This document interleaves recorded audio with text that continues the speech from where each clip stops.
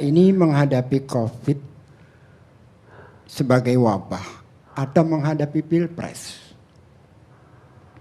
Karena saya membaca dari awal COVID ini, bahkan dari sebelum COVID, yang terjadi adalah pemerintah pusat, dan baru pertama kali selama saya lahir di Republik ini, ada pemerintah pusat menjadi oposisi terhadap Pemprov DKI.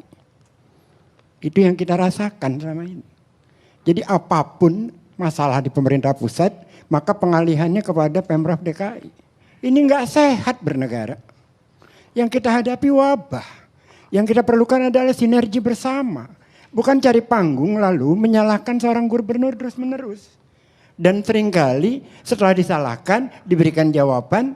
Dan jawabannya itu membuat blunder yang menyalahkan pertama. Kan gitu dulu. Lihat aja.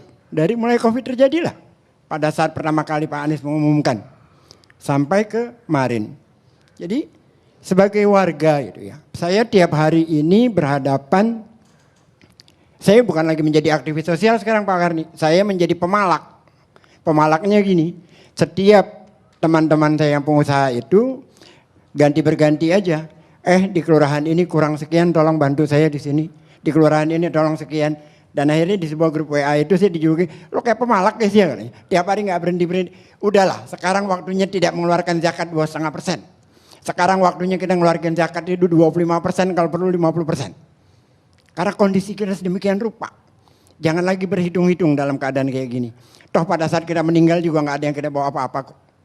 Jadi situasinya memang sangat berbahaya buat masyarakat. Dan itu yang kita lakukan itu di bawah. Baik itu ACT, baik itu Mercy, baik itu Food Bank of Indonesia, macam-macam. Semua bergerak, semua bekerja. Tapi di atas, jadi panggung, gak normal. Soeharto itu, Murdiono itu kalau bicara hati-hati.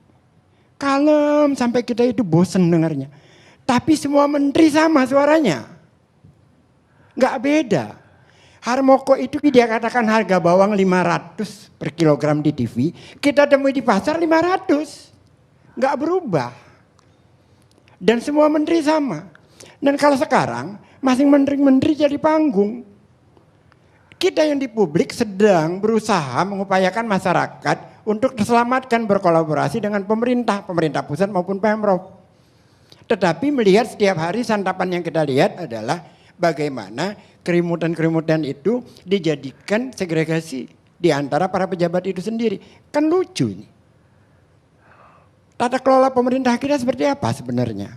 Jadi Pak Muhtar Ali Ngabalin, sahabat saya yang terhormat, mohonlah saya kira sebagai warga publik berhentilah di kalangan pejabat itu menjadi oposisi terhadap Pemprov DKI.